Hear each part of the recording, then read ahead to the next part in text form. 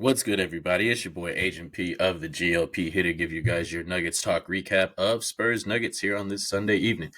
Let's get right into the recap. First quarter, 8:22 mark. Denver's up 12-7. A Justin Holiday 3 and a dunk get that lead up to 5, prompting a timeout from San Antonio. Remember, Justin Holiday starting this one for Aaron Gordon, who was sitting out this game.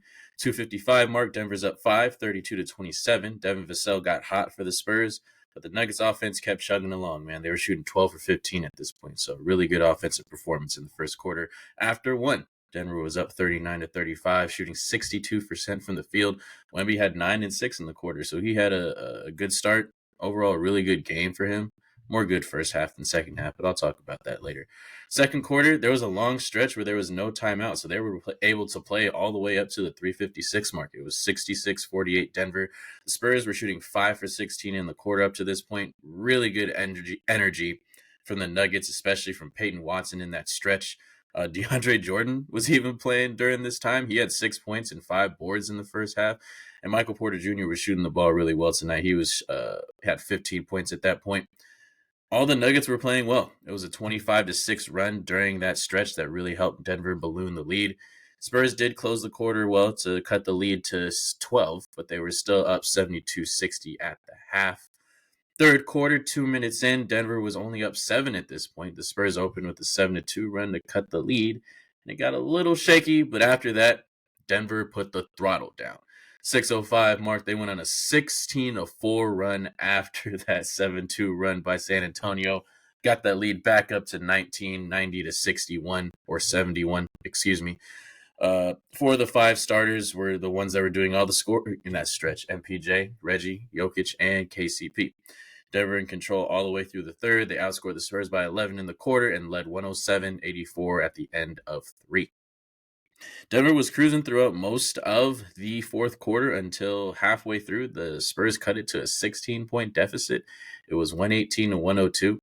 But the Nuggets were able to just close it out. Starters had to play regular minutes in this one to close out the game. But ultimately, Denver did what they had to do to close out the game, and they won 132-120. Everyone's favorite segment, what did Nikola Jokic do tonight? 39 points, 11 boards, and 1 assist of a triple-double, or a soundboard double tonight, only 9 assists. But he was in control throughout. He was not worried or bothered by the Spurs at all tonight. He was actually maybe more nonchalant than you would think. He had a couple of turnovers here that were just telegraphed passes.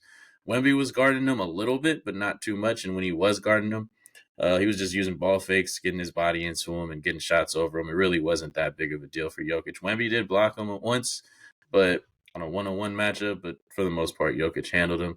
And another stellar game from our 2-time MVP. Once again, Jokic just doing whatever he's got to do to help this team win, especially with Jamal Murray being out. I liked his steady performance throughout most of this game. It didn't feel like he was trying to force the game or overpower the game. He had a couple times where he felt like he was fouled and he was just staying back on offense or defense, which is something I kind of don't like that he does, right? But I get it. Frustrated star player, sometimes it happens. I'd like to see it happen less, but other than that, no complaints about tonight. Jokic was incredible. Michael Porter Jr., you definitely get a shout out tonight, my boy. 25 points and 7 boards, was 4 and 9 from the three-point line. And the really cool thing about this game is that he played a lot of minutes as the primary scoring option for the second unit. Now, the bench, we know, it's been a ridiculous unit to have to deal with this year so far. But Michael Porter Jr. did a really good job in this one, helping us out in terms of scoring for that unit, being that primary option for this unit. I liked the way that he was anticipating when he could be the guy to make a couple dribble moves and get a bucket. He had one dribble move that we haven't really seen him do. He went to the right, between his legs backwards, sidestep left, which is what he always does, but he combined all of that and made a really nice 3. So I like that Malone said, hey, I'm going to go ahead and let you rock. I'm going to let you work. And those minutes, especially in the second quarter to start the quarter, and the third quarter towards the end, and the fourth quarter towards the beginning when Jokic was on the bench, I really like that they put Porter in. I don't know if it's the Spurs, right? So there's a caveat there.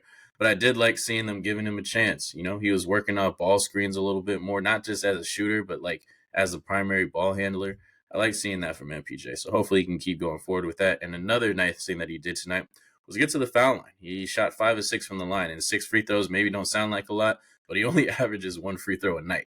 So it was nice to see him not only just get to the basket, because we know MPJ isn't as strong with the basketball as he should be probably when he's driving to the basket, but it was nice to see him not only be aggressive and get to the basket, but absorb contact and get to the line. And he shot 5 of 6 tonight. He should be at least 5 of 6 every night. I don't know how Michael Porter Jr. misses free throws anyway. He should never miss free throws. 75% for him is below his standard. And I know he doesn't get there that often, but he still shouldn't shoot that low. He should be a 90% shooter by the way that his form looks and the way that he shoots. So I like seeing him get to the line. Hopefully he can keep that up. It was a good game for him. Julian Strawther. I want to talk about I'm talking about a lot of the bench unit, but I want to talk about a couple guys in particular. Julian Strawther. He played really well off Nikola Jokic tonight. He had a couple of good 2-man game moments with Nikola, and he was cutting, spacing, and shooting and assisting like a guy who's a great connecting player. And I've been saying that for a minute. He's a really good connector on this team. I want to see him continue to be aggressive, not only with his jump shot, but with going to the basket and making plays for others. And I like to see him on that court with Jokic, because Jokic, when Jokic knows you can play basketball, he'll want to get you the ball because he knows that you can make a play, and not just a play, but the correct play. If it's time to set a screen, you set a right screen. Jokic's gonna work off that. If you give him a pass in the pocket, he's gonna hit the floater. Like, Jokic likes playing with those types of players, and I can see Julian Strawther, the wheels are turning with him, and that's slowly going to be something that gets him more and more minutes in this rotation. So I like what I see from the kid. I know he's going to have some up and downs, but he's going to be good. Had 4 assists tonight, so that just shows that he was able to not only knock down his 3, which he hit 2 tonight, he was able to play make a little bit, and I like seeing that from him. Peyton Watson's stat line don't wow you. Only 4 points, but he did have 2 blocks and a steal, and his energy was the big note that I wrote down for tonight. He was all over the place. One of those blocks was him blocking a jump shot in the corner. So when Peyton's doing that for this team, that's when he's at his best. And there was a call for that after the last game when the effort was just terrible for this team. I'm glad that he just dug his heels in and said, all right, cool, I'm not going to worry about how pretty the offense looks or anything like that. I'm going to get to the rack. I'm going to get to the bucket when I can. And defensively, I'm going to just give so much effort, or give a lot of effort on that end. And hopefully that'll end up being a positive outcome for the team. So I thought he had a really nice night. Reggie Jackson, he was a starter, but he had 27 and 6. We had a good Reggie game. Hit timely shots. And the key for him, obviously, only 1 turnover. Hit a lot of timely shots. Spurs were getting close at one point in the fourth quarter, and Reggie hit a 3, made it an 18-point lead, and pretty much cut the lights out. So a lot of good moments for Reggie in this one. Even DeAndre Jordan, man, we got to give him some flowers tonight. Consummate professional dude, don't play a lot, but in his minutes tonight, he was effective. In 12 minutes, 6 points and 6 rebounds. And this meant Zeke Naji only got 1 minute, and I think that's very telling for what Mike Malone wants from this team. I don't think DeAndre Jordan's a foolproof option, obviously, because we're playing the Spurs. This is a game that DJ can get in. You can save some minutes, and hopefully he's effective, and he was.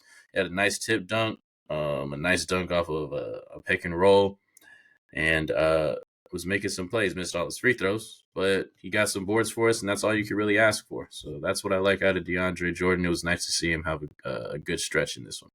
And Justin Holiday, he ended up starting for Denver tonight. He had 27 minutes, scored 5 points. After he scored in the first quarter, he was done the rest of the evening. But he's a solid pro. He's not going to make a lot of mistakes. He's just going to do what the team needs, and I appreciate that. And sometimes that's all you need from your squad as a veteran who's not going to make too many mistakes, especially in the starting lineup. So I appreciated Justin Holiday's effort tonight. Let's get into a little bit of stats talk. Denver shot 56% from the field tonight, 38 assists on 50 field goals. That is a very, very good ratio. Out-rebounded the Spurs by 10 and went 20 of 25 from the line. Denver don't get to the line a lot, so 20 of 25 is a very nice night. For the Spurs, Wemby, good night for him. 22 points, 11 boards, 6 steals, and 4 blocks. So 10 stocks for that man. That is a ridiculous stat line. Fantasy owners, you got to be very happy about that one. DFS as well. A lot of his steals were just the Nuggets not really anticipating how long this dude's arms really are. There were just a lot of regular passes, and it's like, oh shit, that's Wemby. And he was just stretching his arms out and getting in the passing lanes and getting into passing lanes that you're not really accustomed to seeing a player get into. I think obviously as more players play on more times, you'll try to get used to that, but he took advantage of it definitely in this one, 4 blocks in the game as well. I thought he had a better first half than the second half, but overall, it's a good game for the kid. 22 and 11, you take that every single time from Devin Vassell, 19 points off the bench for San Antonio, and Malachi Branham rounding it out with 15 for his squad. Denver now moves to 11 and 6 on the year. They are going to face the Clippers tomorrow on the second night of a back-to-back in LA. So I don't know who's gonna be playing for Denver in that one. It's just a hard trip to go from Denver to LA on a back-to-back. But I anticipate Nikola Jokic is still going to play at least. But we'll see about the others, and we'll go from there. So thank you guys again for listening to this Nuggets Talk recap. This is Leonard Pinckney here signing off. See you next time.